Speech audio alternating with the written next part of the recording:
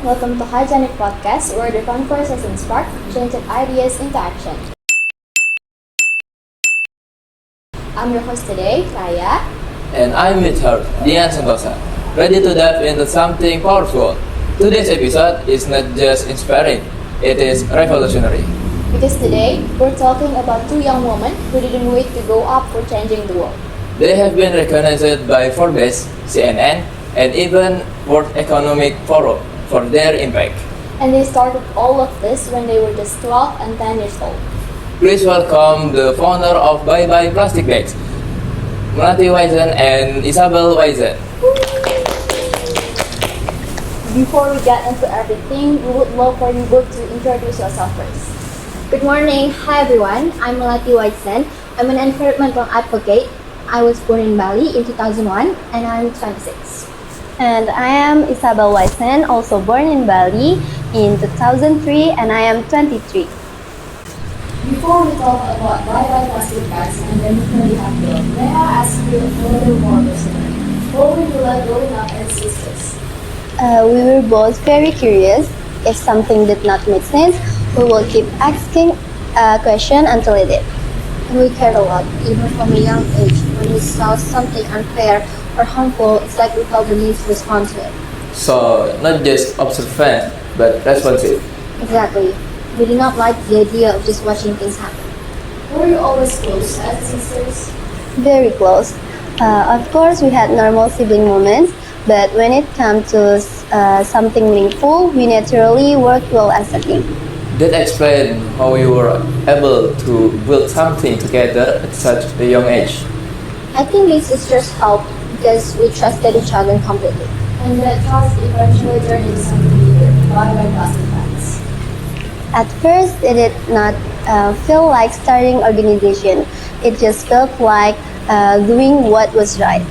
And for our listener, Bye Bye Plastic Bag is the movement you founded in 2015 with the vision of making Bali free from plastic waste. Which brings us to something important. You both are born and raised in Bali, so what's Bali in one word for you guys? Magical. Because we've always believed that Bali is a magical and beautiful island, and that so many beautiful things can and will happen there.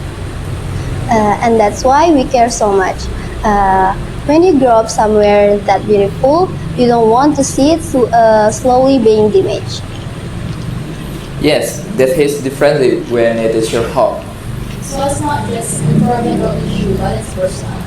And I think that is the perfect bridge for where this has begun.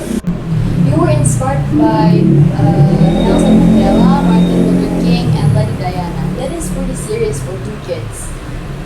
We were 12 and 10, and when we learned about their stories, we thought, what can we do as kids? Because that time, we did not want to wait until school ends, until summer ends. We wanted to start it now. Your mindset alone is already rare. We looked around and asked, what problem can we solve? But then plastic waste was everywhere. Tourists alone in Bali could gather around 5,000 tons of daily waste, and 30% of it was plastic. And that affects everything, especially marine life. So in 2013, at the Global Initiative Network Yacht Conference, we launched Bye Bye Plastic Bag. When you first launched it, what the movement actually looked like? Well, it started very grassroots. We organized beach cleanups, school presentation, community workshop. It's like we really wanted young people to understand how a single use of plastic could harm our marine life ecosystem, and it will eventually enter our food chain, which was not good. We also encourage simple habit change, bringing reusable bags, refusing plastic straws, carrying refillable bottles. Small actions, but when done collectively, they create real impact. So it was not just activism, it was education and behavior transformation. Exactly, because awareness without action, there's nothing to change, but we wanted both. But this was not instantly successful, right? Not at all. When we first started, we never even heard of the word change maker or activist, but today we introduce ourselves as a full-time change maker and movement builder. But it's not always delivered with such confidence. What is change? We started full of passion, thinking Bali would be plastic-free by the end of the summer, but instead everywhere we went, people said, "Oh, so cute, so inspirational." which is nice but also slightly frustrating. Because you are not trying to be cute. Exactly, we were trying to create policy change. And it was when you gathered 100,000 signatures to petition, right? Yes, we collected over 100,000 signatures to show the government that people support banning plastic bags, but progress was still slow. So you decided to escalate? We did. In 2014, we went on a hunger strike to show how serious we were. But you were still teenagers. Yeah, many people were worried, but we felt words were no longer enough. It was not about attention, it was about urgency. Exactly, and eventually, Imadinangku Pastika, who was the governor of Bali at that time, supported this movement, our movement, which was precious to us. And by 2020, plastic bag had reportedly decreased by around 40%. That is measurable impact. Today, bye-bye plastic bags has expanded over to 50 locations in more than 30 countries. And we have involved around 12,000 volunteers. In 2017 alone, during One Island One Voice, we collect 40 tons of garbage from Bali's beaches. How did it grow beyond Bali? Young people from other countries reached out to us, and then we decided to create toolkits to help them replicate our movement and in their own communities.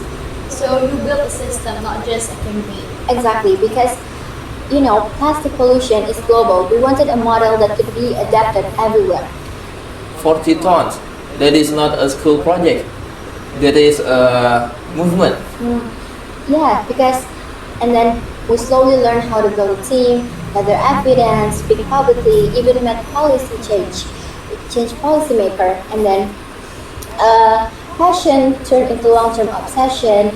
We realized that change requires progress, and we happen to love every single second of it. And your journey even became a documentary, Bigger Than Us, and it released in 2021. Yeah, it tells a story about youth movement beyond the world. It's bigger than just Bali. So what is next for you? We wanted to continue standing up for the environment and keep empowering young people to take action. Because young people are not just the leaders of tomorrow, we can lead today. Melatian Isabel, thank you for reminding us the change doesn't start with age. It starts with awareness and courage. And for everybody listening, maybe the question is not what we can do someday, but what we can do now. This has been a Hygienic Podcast. Stay aware Stay responsible and bye-bye plastic bags.